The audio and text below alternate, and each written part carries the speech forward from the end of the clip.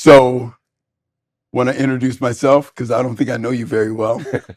Kenneth Jackson, aka DJ Little Ken, for about 40 years.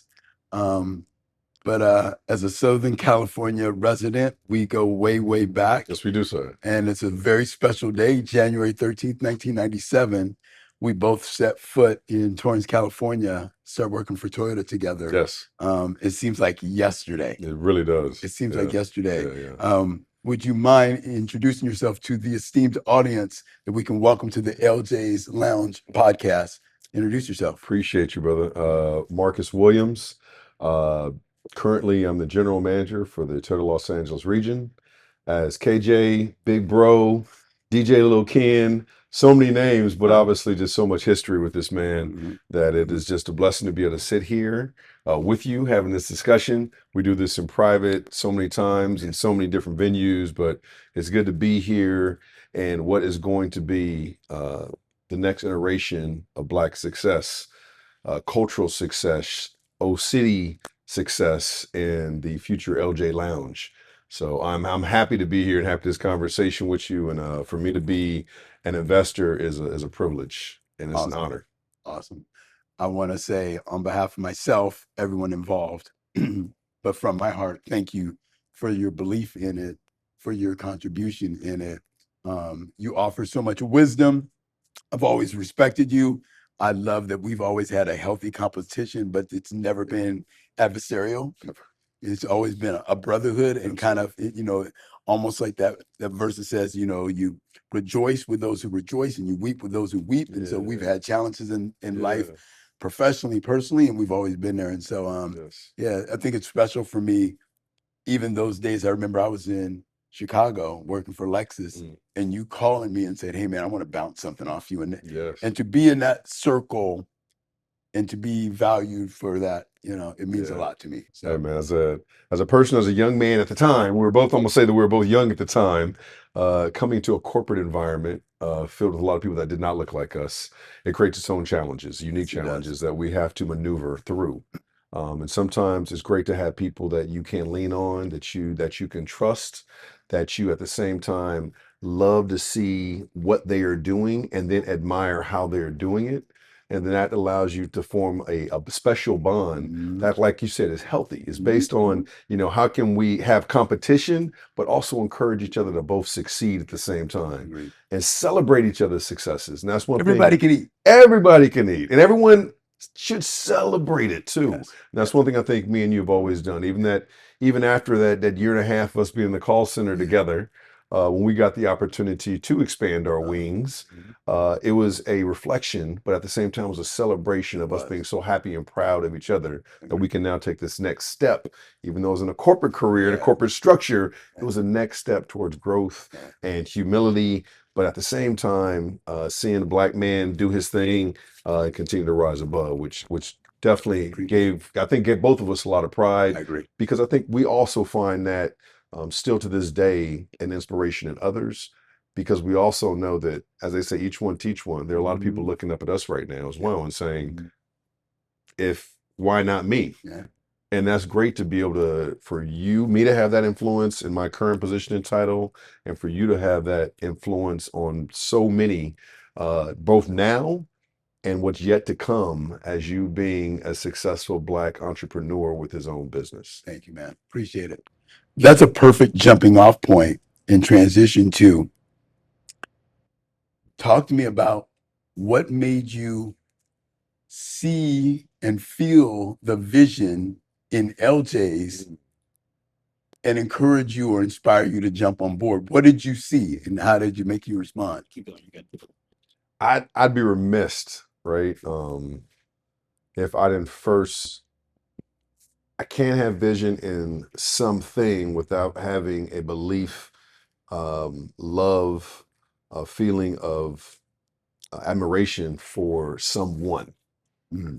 And for me, that someone has always been you. I've always looked at you and called you Big Bro for a reason, because of what you did, how you've always overcome certain situations, both professionally, personally, health wise. These are all things I look at from your standpoint and I've admired about you, whether I was close or from afar. Mhm. So to see your perseverance, no matter what you were dealt with, and how you've always continued to have a positive outlook on what is can still happen, and glass being half full, and be able to share that love of it not being a woe is me, but how I'm going to get through this together through the love that you're showing me right now. That allowed me to have a keen knowledge to say, I'm gonna ride with this dude no matter what he decides to do. Because if this is how he's going to attack life, how amazing is he about to attack this business and what it could mean for uh, not just a Orange County, Costa Mesa, Mhm. but quite honestly, a society. And we need more examples like that. And when you see an example like that, you should celebrate it, you should invest in it, you should honor it, and you should spread the word as loud as you possibly can so that other people can hear and have an opportunity to do the same themselves. Thank you, brother. Appreciate that. What do you envision your feelings and your thoughts of the first time when we have that grand opening and you walk through with your guests to LJ's? What are you going to be thinking? You know what I'm be thinking, bro, straight up? I'm gonna be thinking that first time I got to see you DJ back in 1997 when I came to that. I don't even remember what the name of the club was. Sensations. Sensations. Came into the club not knowing what to expect. I rode there by myself. So I'm like, I'm just gonna go see my boy. He said he's a DJ. Let's see what's up. And to see you in your cut up white, tank top, half it on right here, cutting it up, a whole dance floor is going crazy, and still I walk in and you still get that big KJ smile, give me some love, and you just take care of business, man. Because again, you were in such a zone of taking care of the guest, taking care of the people, taking care of your audience, making sure everyone's having a good time, making sure everyone was comfortable. That says a lot about the person you are. And that was way back in 1997, DJing then. Imagine what you're going to do in an opportunity for an entire restaurant with a stage and a band, serving amazing food, amazing cocktails, providing amazing customer service, and an overall excellent guest experience. Cool. That's what I envision and what I look forward to. Cool. So I think in our conversations, you have participated and supported some other restaurant ventures. Mm-hmm. You're a very strong leader, one that I hold in very high regard. Thank you. Talk to me about what you think is necessary from where you sit, from where our LJ's team sit. Talk to us about what you expect and feel from the hospitality and a leadership perspective. The leadership perspective, I think you're showing it in how you've already are peeling the onion back, and then you peel it back again to make it better every single time. It'd been very easy for you to come into this establishment to say, I'm just going to try a turnkey, name change, do this, do that. But you want to make a better experience for your customer. That takes leadership. That takes a person that says, it's not just about me, but I'm going to put a team around me of we, and then we are going to make this amazing transformation of an establishment with a customer at the forefront of what we do. I think that separates what a leader should always be thinking about. How can I elevate the experience and how we can continue to get better each and every step of the way? You're right. I'm involved in some other restaurant ventures. I think that's going to make. Well, I think those successful parts about those other restaurant ventures is it's still about the guest, the quality of the product, and the guest experience. I mean, those are two things that you can't fake, right? And then when you have those two things, and then you add on a feeling of going into a place and then making it feel like you're home, and them showing you they truly care about you, why wouldn't I want to invest my time, my money, my gas, my to come out here and support something like that? That So I makes think sense. from the tip of the toe, from the leadership standpoint, that's what you bring, and how you're going to make that established and foster in LJ's Lounge. To me, I see it in yourself and in your heart. Therefore, I know it's going to happen in LJ's Lounge. Cool. Thank you. There's an acronym that we have in play for LJ's, and it's CLEAR. The C stands for community. Mm, The L stands for love. The E stands for excellence. mm, The A stands for adaptability. And the R stands for responsibility. mm-hmm. So I'll say it again. It's community, love, excellence, Mm, adaptability, and responsibility. that's great. Any of those resonate more with you? Whew. They're all amazing. Let me first start off that right now, right? See, I'm not that smart to come up with such a full big acronym like that. I'll just say my two that I live by, that I've raised my boys on, is the two things that you will always be able to control are your attitude and your effort. And I think within Clear, you have a little bit of that in your attitude and how you're going to do things, and your effort in terms of how you're going to make it happen. Mhm. And with those clear definitions that you have, I think your entire staff will be able to get around that, and they will be able to showcase that. And the same thing, I think, because that's going to establish what they can Mhm. control. There's always things throughout we deal with in our lives that we can't. There are going to be things that you're going to deal with in the customer's attitude and how they came in that you can't control, or a situation that may happen. But I think by you and your clear example that you have established, you can foster a mentality for all your staff of how they can combat every situation, no matter Mhm. if they caused it or not, through their attitude and the effort that they put in trying to resolve and keep that customer excellence at the pinnacle that they Agreed. can do. Agreed. I think that's what people then feel.